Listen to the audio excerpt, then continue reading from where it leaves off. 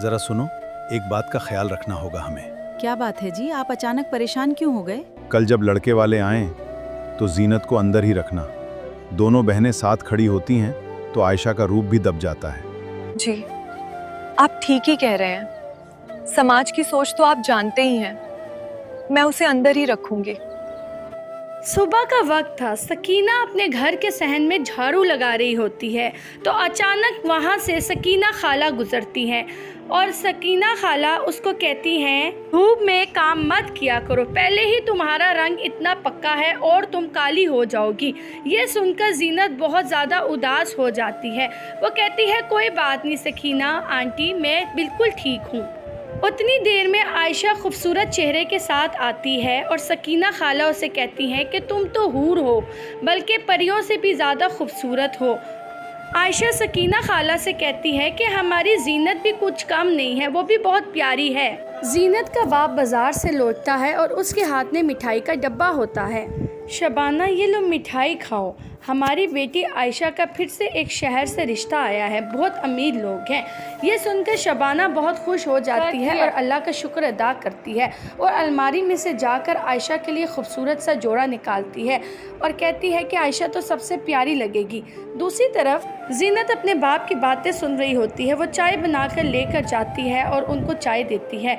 जीनत को देखकर उसका बाप शबाना से कहता है कि देखो, जब रिश्ते वाले आएँ तो तुमने क्या करना है, इसको अंदर रखना है, जीनत को बाहर नहीं आने देना।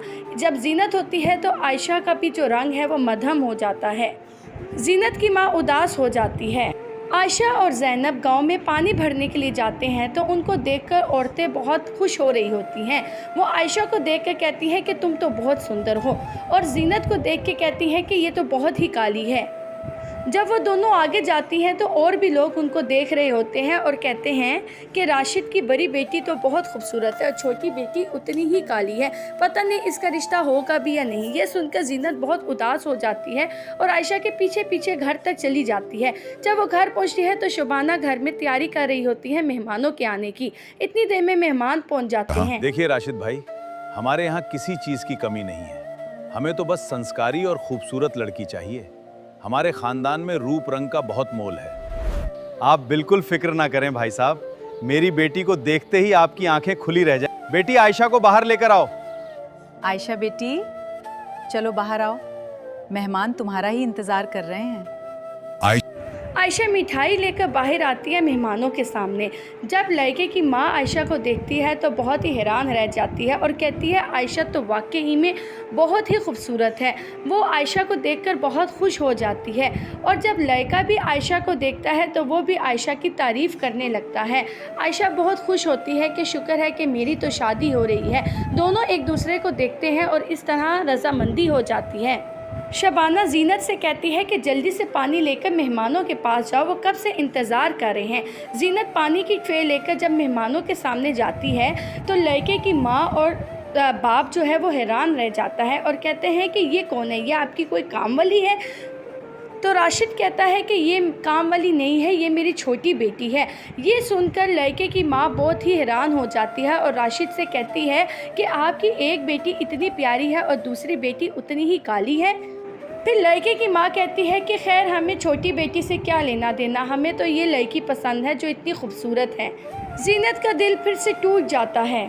लड़के की माँ आयशा के हुस्न की तारीफ़ कर रही होती है और इन लोगों की रिश्ता पक्का हो जाता है। जीनत ट्रे लेकर कमरे में चली जाती है और वहाँ पे बहुत रोती है और कहती है कि इसमें मेरी क्या गलती।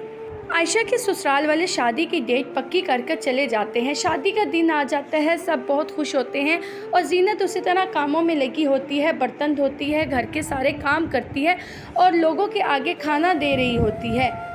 जब रुखसती का वक्त आता है तो जीनत अपनी बहन आयशा के साथ गले लगकर बहुत रोती है और इस तरह आयशा अपने घर से रुखसत हो जाती है। आयशा की रुखसती के बाद घर बहुत खाली हो जाता है। राशिद और शबाना बैठे सोच रहे होते हैं कि हमारी एक बेटी की तो शादी हो गई, अब जीनत की भी हो जाए।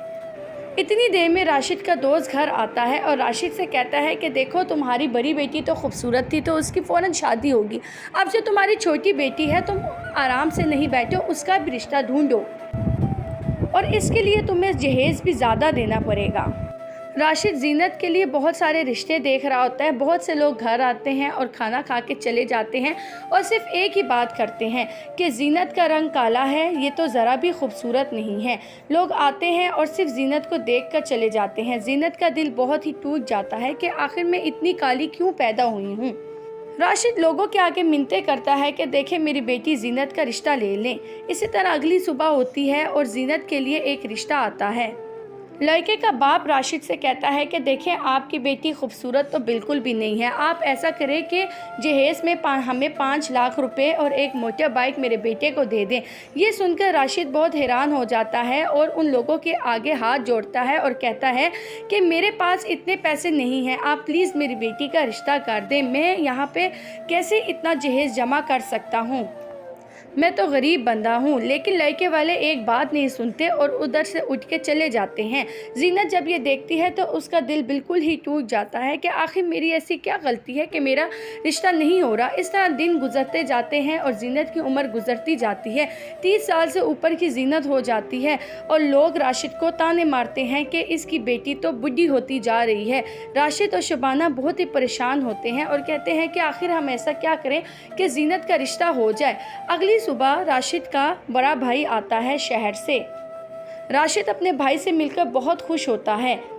जीनत के ताया अब्बू जब जीनत को देखते हैं तो कहते हैं ये तो बहुत अच्छी बच्ची है, मैं इसको अपने साथ शहर लेकर जाऊंगा। मेरी बहुत बड़ी दुकान है कपड़ों की, वो वहाँ पे काम करेगी तो इसका दिल भी बहल जाएगा। राशिद कहता है कि यहाँ पे लोग इतनी बातें करते हैं, जब ये शहर जाएगी तो और भी बातें करेंगे।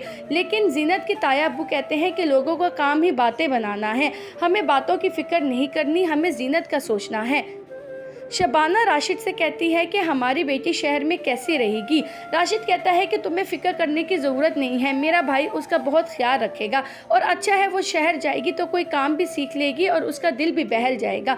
जीनत रात को अपनी पैकिंग करती है और शहर जाने की तैयारी करती है, अपने घर वालों से मिलती है और अपने ताया अब्बू के साथ बस पे सवार होकर शहर चली जाती है।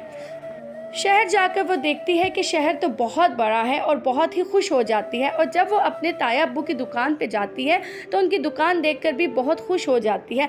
आहिस्ता आहिस्ता जीनत काम सीख जाती है और ताया अब्बू उसे हर काम समझा देते हैं और वो ग्राहकों को भी बहुत अच्छे से डील करती है। जीनत के पास जो भी ग्राहक आता है वो उससे खुश होकर जाता है। धीरे धीरे आयशा का दिल लग जाता है और लोग उससे बहुत ज़्यादा मुतासिर हो जाते हैं और उससे कहते हैं कि आप तो बहुत अच्छा यहाँ पे काम करती हैं और हमें भी बहुत अच्छे से डील करती हैं। ये सुनकर जीनत बहुत ही खुश हो जाती है।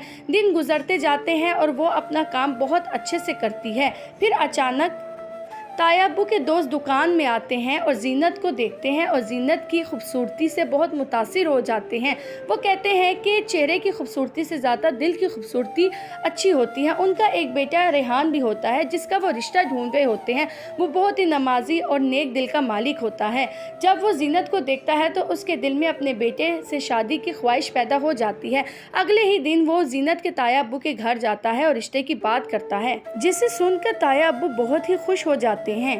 भाई आज बड़े दिनों बाद तशरीफ लाएं आप, कहिए चाय कैसी लगी? चाय तो बहुत उम्दा है शफीक भाई, लेकिन आज मैं किसी बहुत ही खास और गंभीर सिलसिले में आपसे बात करने आया हूँ। शफीक भाई, आपकी भतीजी जीनत बहुत संस्कारी लड़की है, वो बहुत सुलझी हुई लड़की है। मेरा बेटा रेहान भी अपना काम संभालता है। अगर आपको कोई एतराज़ न, मैं अपने रेहान के लिए जीनत का हाथ मांगना चाहता हूँ। मेरे लिए बड़े फख्र की बात है।